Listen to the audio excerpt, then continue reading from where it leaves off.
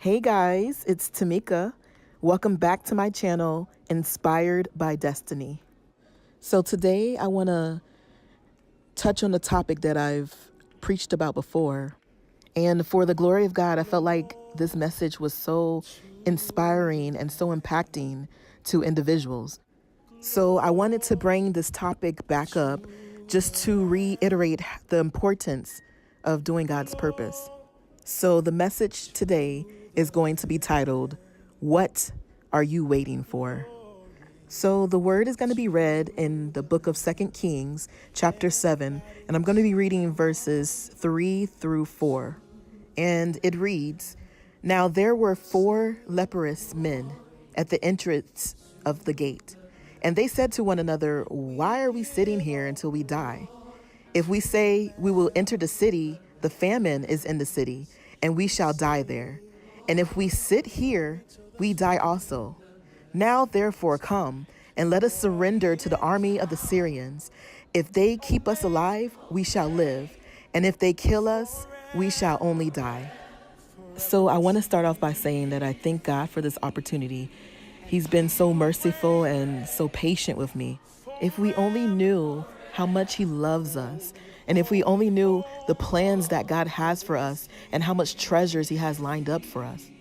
And let's be honest, some of us can be so hard to love, but He loves us anyway. He cares about us so much. And He doesn't have to, but He has a plan and a purpose for our lives. And we have to choose to go and get our promises because God is telling us that He is with us. We can't continue to just sit around in our problems and have a pity party for ourselves and miss out on what God has for us. I remember asking the Lord the other day, I want to move. I want to get up from here. I want to move forward, but how can I move forward in the condition that I'm in? And I was directed to look at the condition of these 4 leprous men. Well, first of all, they had leprosy, which is basically a contagious disease that affects the skin and the nervous system. This disease would cause swollen lumps on their skin, scabs all over their body. The leprous person would appear to look scaly and very deformed. Their hair and their body was noticeably white, and therefore they were more easy to be identified. In biblical times, leopards were actually considered unclean. And if a man was suspected of leprosy, the priest would make a decision if the disease was harmless or dangerous, and he would examine the skin, the hair, the beard. Anyways, if the man was determined to have leprosy, he would have to be cast out of society. He would be banished from the community, and he had to live in a community with other leopards, and he had to dwell in this special place, in this special colony, in this wilderness, living in caves and in tents, basically until they either got better or until they died. They were basically forced to separate themselves from the public because they believed that the very touch of a leopard brought uncleanliness. They even believed that breathing the same air of a leopard would be dangerous. So because of this, they had to announce themselves whenever they entered into a room so that people were made aware of their presence. They had to either wear these special bells or they had to cry out, unclean, unclean, if somebody was close to them. So not only did they have leprosy, but they were rejected. They were talked about. They were overlooked. They were outcast because of their condition. But worst of all, their condition was visible. Can you imagine if you had to wear your condition outwardly and you had to announce yourself every time you entered into a room? Whether or not you had, for example, insecurity, or you were afraid, fearful, rejected, or worse, can you imagine if you had to wear your sin outwardly? If you were a liar or a gossiper or a fornicator? But even in their condition, the leopards decided to move forward. I remember I wanted to wait until God took my condition away before I thought that I could push forward or before I thought that I could be used by God. Sometimes we want to wait until God fixes us before we move, but God is saying to move now in your condition and He can still use you. And sometimes we always want to try to make sense of our condition. Like in John chapter 9, verse 1 through 3, it says, Now as Jesus passed by, He saw a man who was blind from birth, and his disciples asked Him, Rabbi, who sinned, this man or his parents that he was born blind? And Jesus answered, neither this man nor his parents sinned, but that the works of God would be revealed in him. Sometimes things just happen as a setup for God to show himself strong in our lives.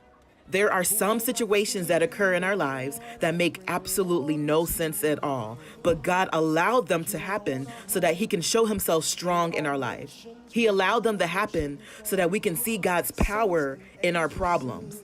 Because he says that my strength is made perfect in weakness.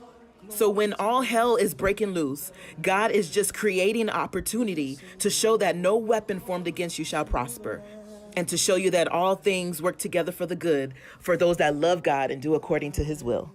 So going back to the text in 2 Kings chapter 7, verse 3, they were thinking about going back to their past, going back to the place that rejected them, going back to the place that overlooked them, the place that cast them out.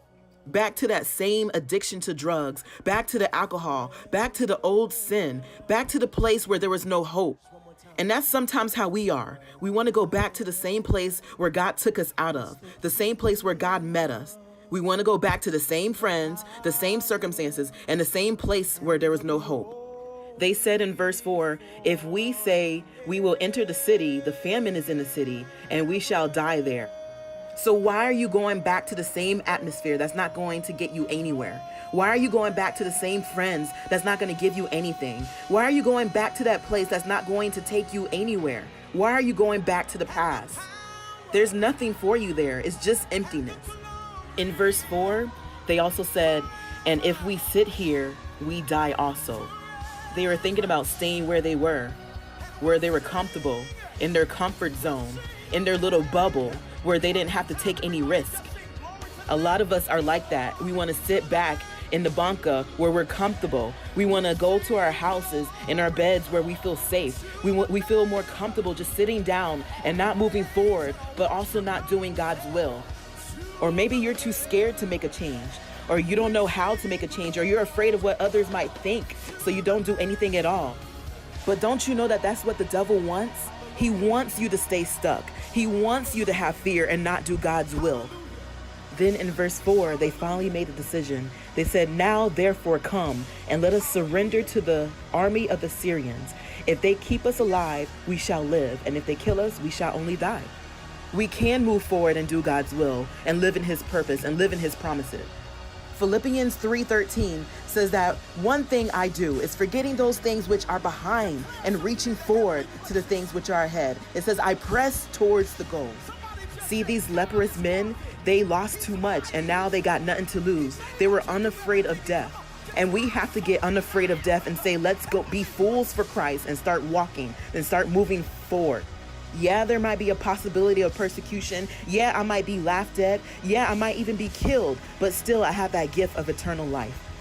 Even though these 4 men had a condition like many of us do, they were fed up with how things were and they wanted a change.